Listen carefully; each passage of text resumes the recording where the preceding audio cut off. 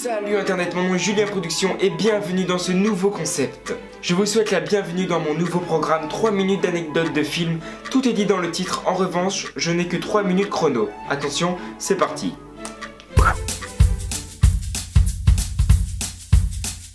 Dans le premier film The Amazing Spider-Man sorti en 2012 et réalisé par Mark Webb, l'acteur Ryan Ifans, qui joue le rôle du Dr. Kurt Corner, s'est habitué à vivre pendant plusieurs semaines sans bras, comme son personnage. Il a tout simplement attaché son bras droit dans son dos pendant plusieurs semaines et il s'est habitué à manger, à nouer sa cravate, à s'habiller, à se changer avec qu'un seul bras.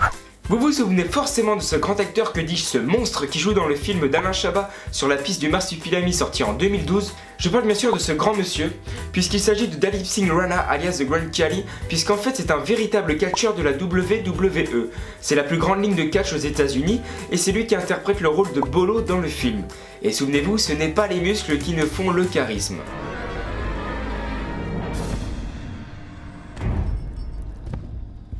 Tu disais quoi ? Le célèbre film M le Maudit, le premier film parlant du réalisateur allemand Fritz Lang sorti en 1931, devait à l'origine s'appeler Les Assassins parmi nous.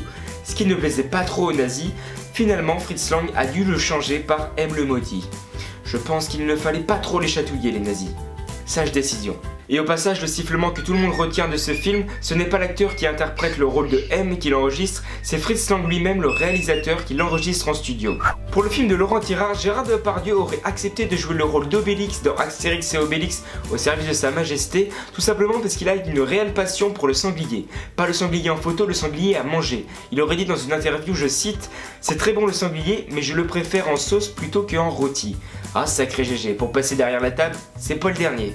Pour le rôle de Driss dans Intouchable d'Éric Toledano et Olivier Nakache sorti en 2012, Omar Sy, l'acteur, a décidé de lui-même de perdre 10 kilos pour interpréter le personnage. Ce n'était pas un personnage qui avait un passif de sportif de haut niveau, ni de bodybuilder, mais ça lui paraissait plus malin de quelqu'un qui vient de banlieue d'avoir un physique un petit peu plus athlétique. Le long métrage animation Les Indestructibles sorti en 2004, c'est le premier film de la société Pixar à mettre en scène des êtres humains.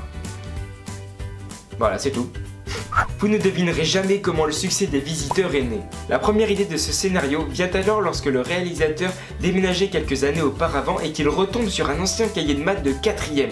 Comme moi je faisais en cours, il écrivait ses petits scénarios dans son cahier. Il est retombé sur cette petite histoire qu'il avait écrite des Visiteurs et c'est une histoire qu'il retravaillera en 1990 avec Christian Clavier. Est-ce que vous saviez que le personnage de Shrek est inspiré d'un personnage réel? Il s'agit de Maurice Tillet, un lutteur professionnel français immigré aux États-Unis qui à l'âge de 20 ans est atteint d'acromégalie. C'est un trouble hormonal qui déforme les parties du corps, soit les mains, les pieds ainsi que les parties du visage au fil des années. Tout le monde connaît ce célèbre extrait. Quand on reverrai-je pays merveilleux. Eh bien vous êtes bien fait avoir, puisque Michel Blanc, l'acteur, ne chante absolument pas cette chanson lors du tournage. Il chante Étoile de neige de Lynn Renaud. Or, lors du montage, ils se sont aperçus qu'ils n'avaient pas les droits sur cette chanson. Il a donc dû réenregistrer en studio parce qu'ils avaient les droits sur cette musique et pas l'autre. Top! Pile 3 minutes chrono. Personnellement, ça me passionne de découvrir des anecdotes de tournage et les mettre en image pour vous, je trouve ça super cool. Dites-moi dans les commentaires ce que vous pensez de ce concept, parce que si ça vous plaît, il se peut que je fasse un deuxième épisode, parce que moi ça me plaît bien de faire toutes ces recherches pour vous. N'oublie pas de partager, de laisser un petit j'aime ou même de t'abonner, puisque cette chaîne mérite clairement beaucoup plus d'abonnés. Je vous remercie de m'avoir écouté jusqu'ici, c'était Julien Production. Salut Internet.